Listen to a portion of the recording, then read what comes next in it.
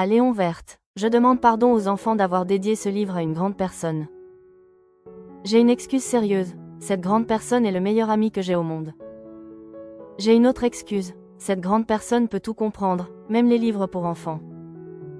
J'ai une troisième excuse, cette grande personne habite la France où elle a faim et froid.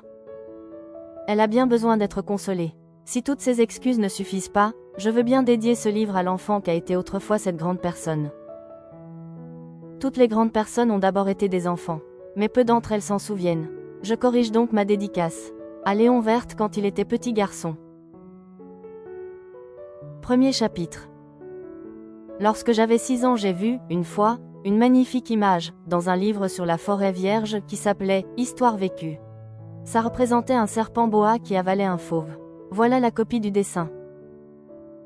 On disait dans le livre, les serpents boa avalent leur proie tout entière, sans la mâcher. Ensuite ils ne peuvent plus bouger et ils dorment pendant les 6 mois de leur digestion. J'ai alors beaucoup réfléchi sur les aventures de la jungle et, à mon tour, j'ai réussi, avec un crayon de couleur, à tracer mon premier dessin. Mon dessin numéro 1, il était comme ça.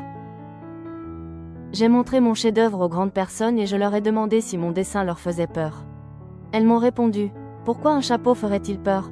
Mon dessin ne représentait pas un chapeau. Il représentait un serpent boa qui digérait un éléphant. J'ai alors dessiné l'intérieur du serpent boa, afin que les grandes personnes puissent comprendre. Elles ont toujours besoin d'explications. Mon dessin numéro 2 était comme ça. Les grandes personnes m'ont conseillé de laisser de côté les dessins de serpents boas ouverts ou fermés, et de m'intéresser plutôt à la géographie, à l'histoire, au calcul et à la grammaire. C'est ainsi que j'ai abandonné, à l'âge de 6 ans, une magnifique carrière de peintre. J'avais été découragée par l'insuccès de mon dessin numéro 1 et de mon dessin numéro 2.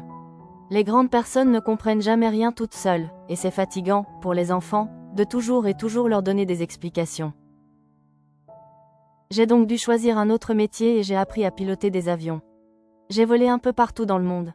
Et la géographie, c'est exact, m'a beaucoup servi. Je savais reconnaître, du premier coup d'œil, la Chine de l'Arizona.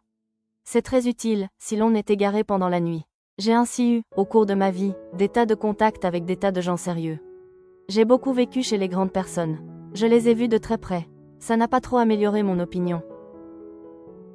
Quand j'en rencontrais une qui me paraissait un peu lucide, je faisais l'expérience sur elle de mon dessin numéro 1 que j'ai toujours conservé.